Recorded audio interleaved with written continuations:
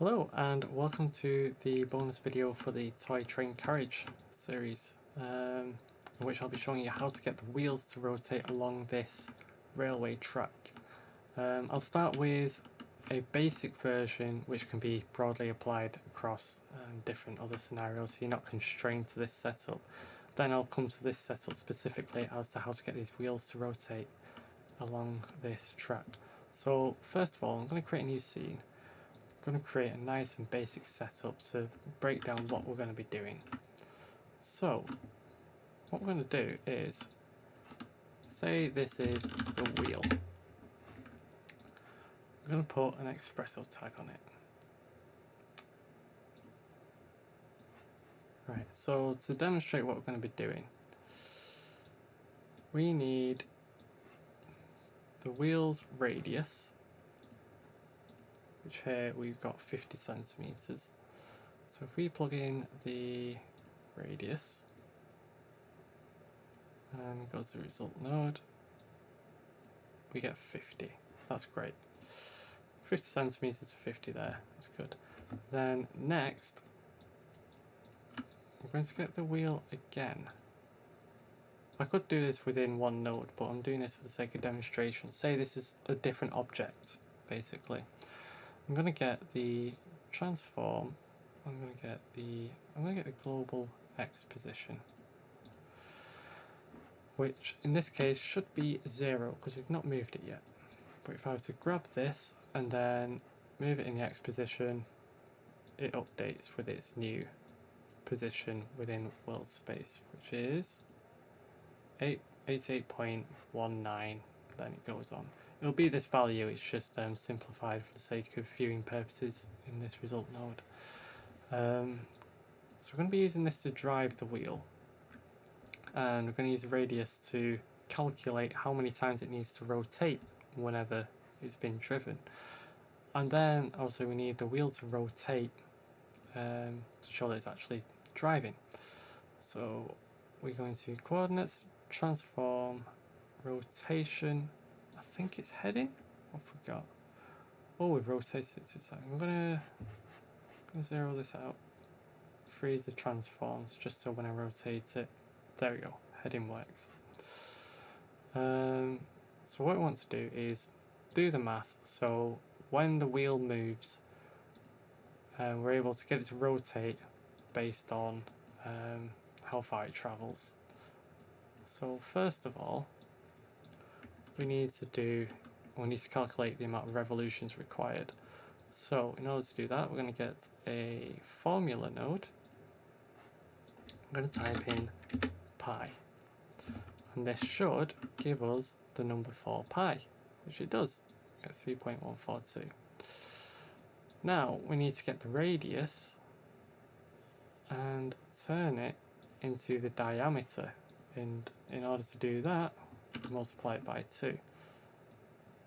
So basically the radius is, as you can see, this yellow line here, from the center point to the edge of the wheel, but the diameter is from one edge of the wheel to the opposite edge. So we take this, and then I'm going to call this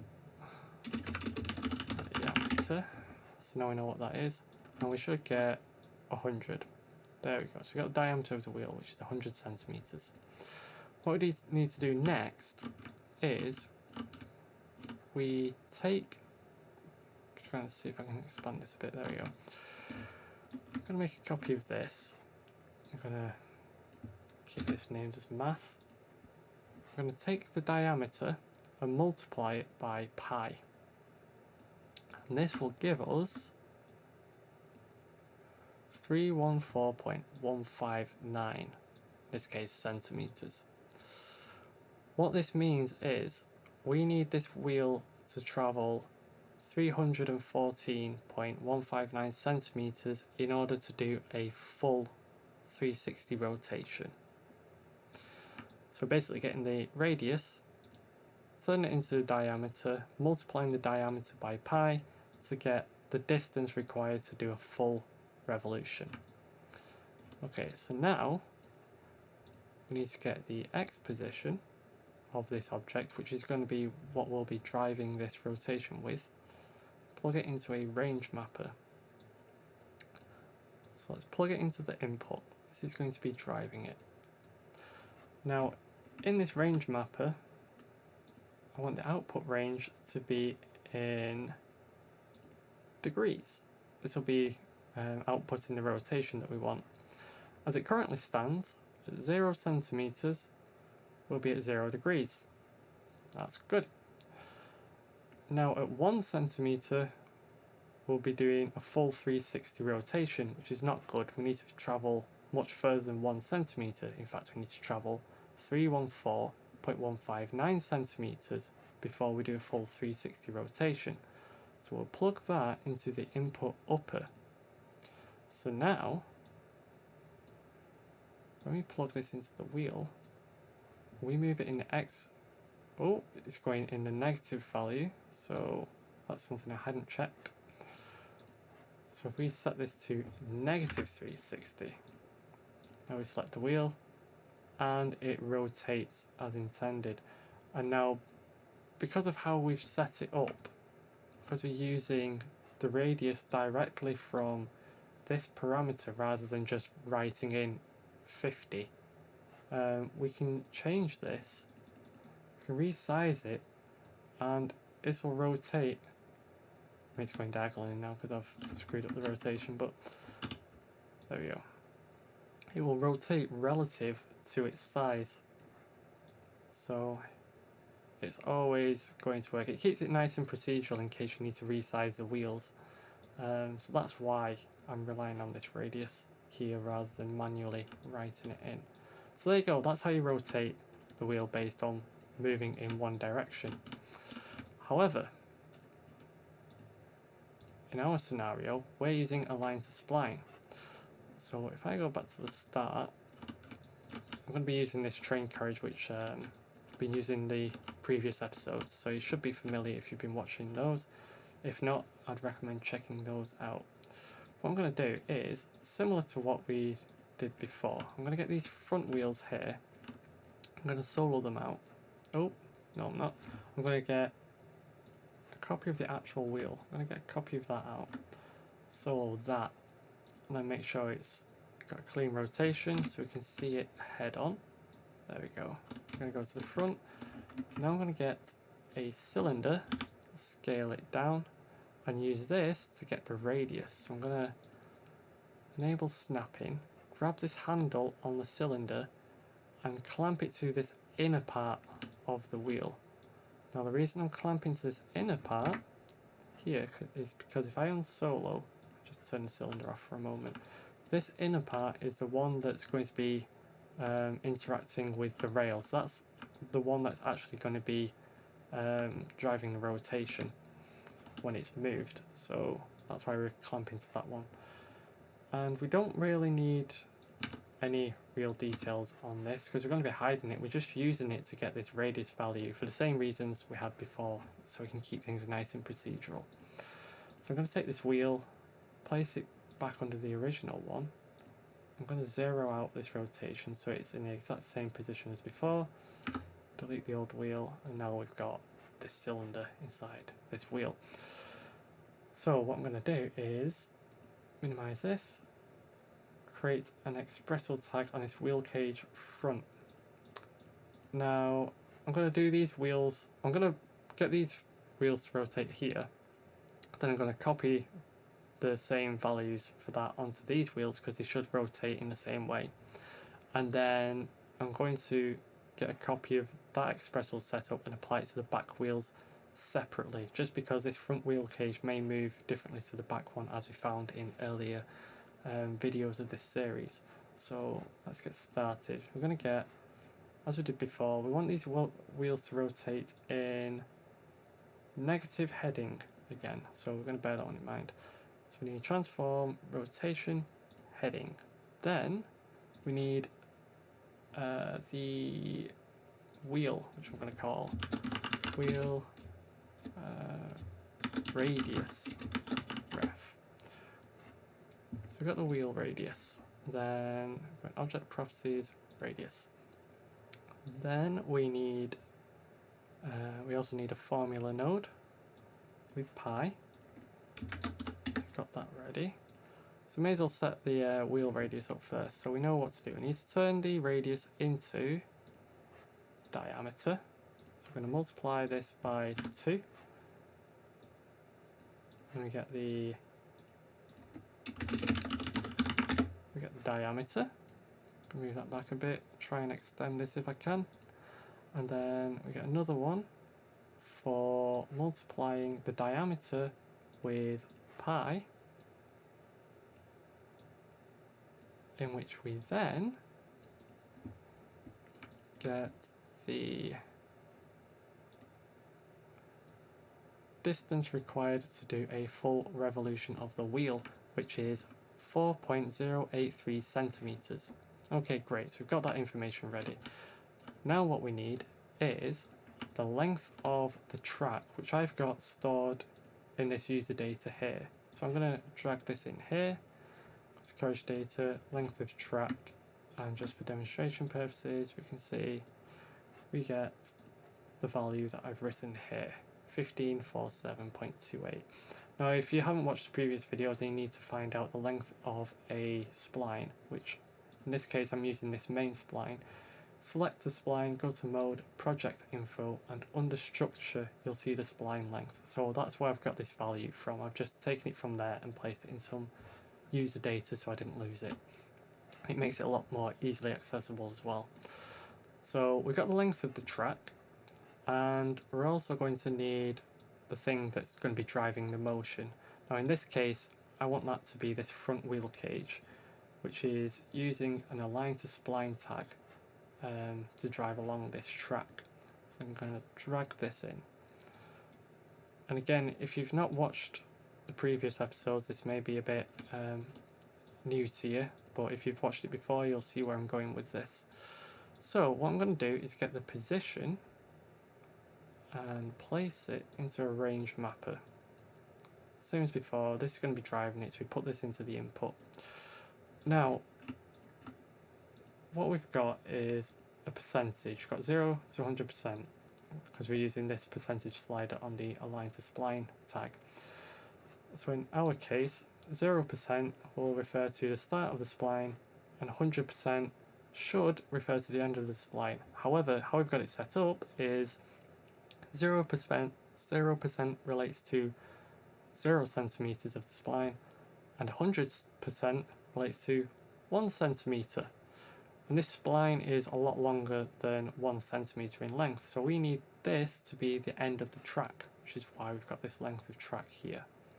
So if we plug this into the output upper, what we get is basically 100% of this Align-to-Spline tag will position this at the very end of the track, which is 1547.28 centimeters.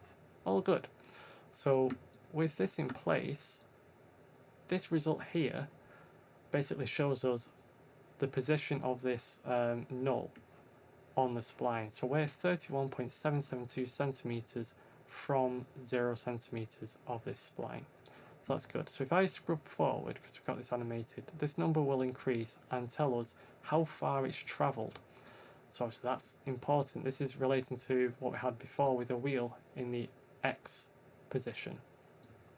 Except this time it's relating to the length, the travel along the spline, so it's including other directions rather than just one singular X direction. So we've got that. What we need to do now is I'm gonna create a new range mapper. We're gonna get this input, plug it in, and we want the output, again we want these to be degrees, because this is going to be calculating the rotation required. As we did before, we need negative 360 degrees for the rotation, and at the moment we're saying at 0 centimeters we're at 0 degrees, which is fine. 1 centimeter, rotate negative 360 degrees, which is not what we want. We want it to do a 360 rotation over 4.083 centimeters. So we're going to plug this into the input upper. So this now, sorry, I should have said negative 360 degrees. For every 4.083 centimeters that this travels, it will do, the wheels will do a full negative 360 rotation. So if we plug this in, see the wheels did something then. If you had a keen eye, you might have noticed. So now if we, I'm going to plug a little cube in this wheel, just so it's a bit more visible. Oh, still got snap enabled, does not help. Make this a bit bigger, make this a bit thinner, pull it out a bit, and just somewhere like that, just so we can see the rotation. So as you can see, oh, let's just solo these for a moment,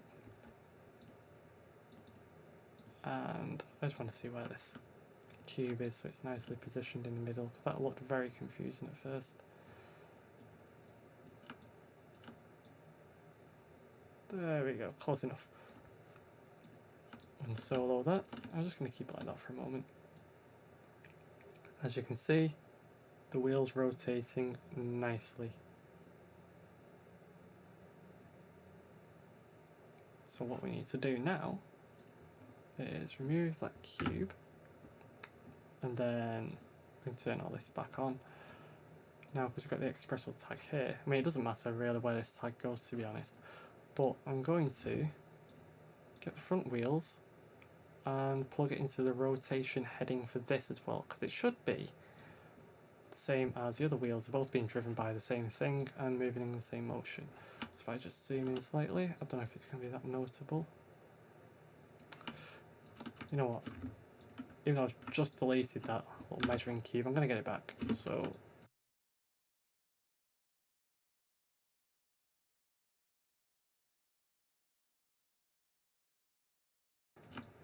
yeah, okay, so we've got these set up here.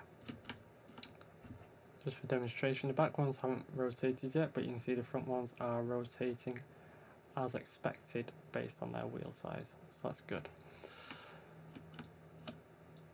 What we want to do is, we could do what we did here and just plug those wheels into this expresso setup. However, I have a feeling this back wheel cage will move differently to the front one, as we've discovered in the previous videos. So what I'm going to do instead is take the expresso tag that we're working with from the front wheel cage and copy it onto the back wheel cage. And I'm going to disconnect these because they're relating to the wrong wheels, and then here I'm going to disconnect that tag. So what we want is the Align-to-Spline from the back.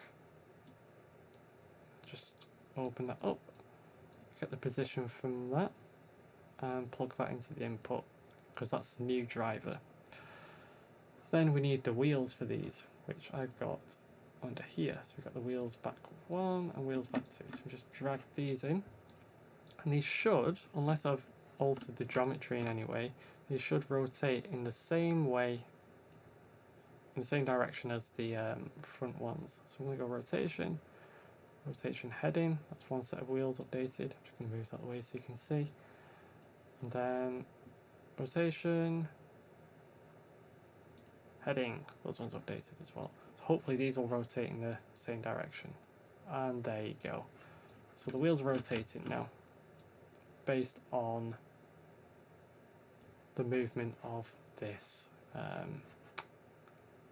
carriage. So if I go into the little camera we've always had, and get rid of these locators now because they're quite annoying.